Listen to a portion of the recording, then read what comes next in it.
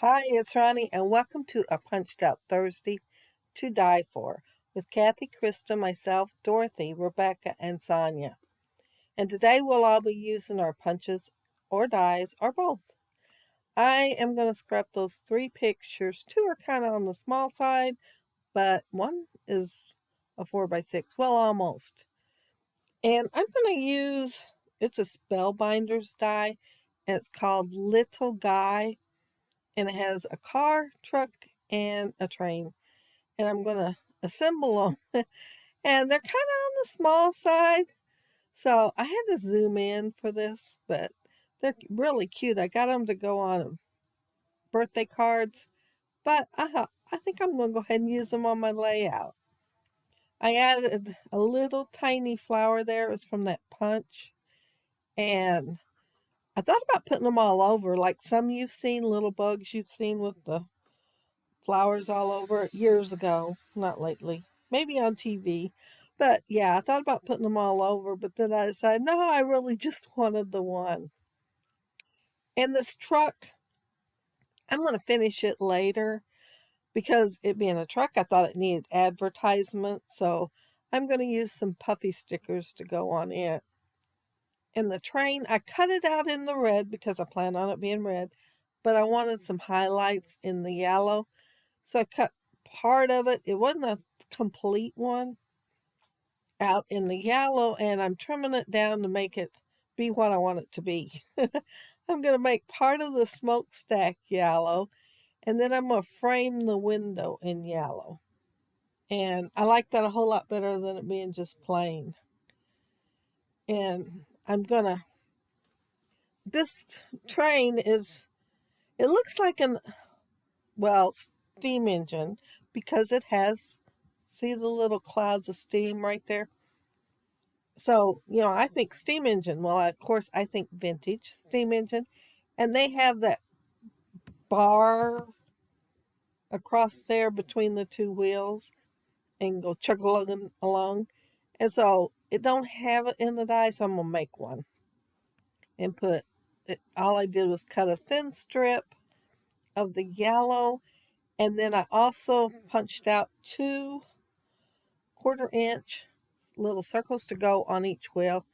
And I'm just going to run it between the wheels and put the little circles on there. And I do like it like that. If I hadn't had to make it so tiny, I probably would have put a little bit of foam tape behind the bar just to make it, stand out just a little bit more. But it's so tiny, I didn't think I could get a piece of foam tape under there. But yeah, yellow and red. I thought those would be great colors for it. Well, my sample I did I thought it was dark blue, but once I actually got it under the light, it looked like a dark purple. So it's sitting over there at the side. It's going to go on a birthday card. But when I printed the pictures, I printed 2 of them. I would say they were about 2 inches by 2 1/4, 3/4, 2 3/4. And I put them up on the top because they look farther away. But twice I took the pictures and the kids didn't even notice me. And then the third time, 2 of them looked up. So I thought, well, I might as well use all of them because they're really getting into that sand. My title's going to say dirt, but it is sand. We had a pile of it brought in to go underneath the swimming pool. It's one of those kind you blow up, but I wanted it under the swimming pool so that it'd be more level. My yard is not level, so I thought if we put the sand under there, it'd be more level, and it worked. But we had plenty of sand left over, and the kids got to play in it a lot. But now I am making a little red square to go on my truck, and I thought I'd put behind that target. It's got a target and an arrow, so I thought if I put the red behind it, there wouldn't be such a big expanse of the yellow. I know it's really tiny truck, but it felt like a big expanse looking at it. And so I put the target and arrow on there. And then there's the puffy sticker says right on target. And I have got a fun fact for you all. I never did adhere my photo down. No, I got in here to do my video editing, and it wasn't glued down. I picked it up, took the pictures, all that stuff, never noticed it.